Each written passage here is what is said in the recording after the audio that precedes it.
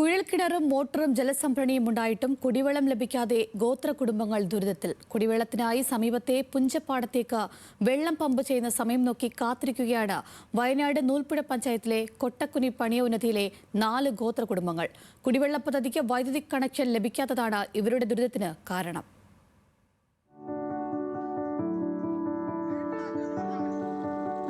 $2 ലക്ഷത്തോളം രൂപ മുടക്കിയാണ് നൂൽപ്പുഴ ഗ്രാമപഞ്ചായത്ത് കൊട്ടക്കുനി പണിയോന്നതിയിലേക്ക് കുടിവെള്ളം എത്തിക്കാനായി കുഴൽക്കിണറും മോട്ടോറും ജലസംഭരണിയും പൈപ്പ് കണക്ഷനും നൽകിയത്.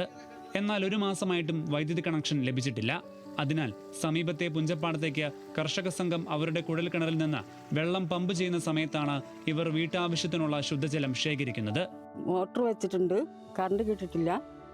പിന്നെ അയ്യപ്പൻ്റെ അവിടെ നിന്നാണ് വെള്ളം എടുത്ത് കുടിക്കുന്നത്. ഞങ്ങൾക്ക് വേഗം കറണ്ട് ശരിയാക്കി തരണം.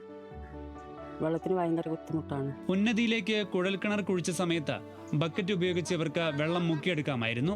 എന്നാൽ മോട്ടോർ സ്ഥാപിച്ചതോടെ ഇപ്പോൾ അതിനും കഴിയുന്നില്ല. വേനൽ കടുക്കുമ്പോഴും കുടിവെള്ളമില്ലാതെ ബുദ്ധിമുട്ടിക്കുകയാണ് ഇവർ. എത്രയും വേഗം വൈദ്യുതി കണക്ഷൻ നൽകി കുഴൽക്കിണറിൽ നിന്ന് വെള്ളം പമ്പ് ചെയ്യാനുള്ള നടപടി സ്വീകരിക്കണമെന്നാണ് ഇവരുടെ ആവശ്യം. ന്യൂസ് മലയാളം, വയനാട്.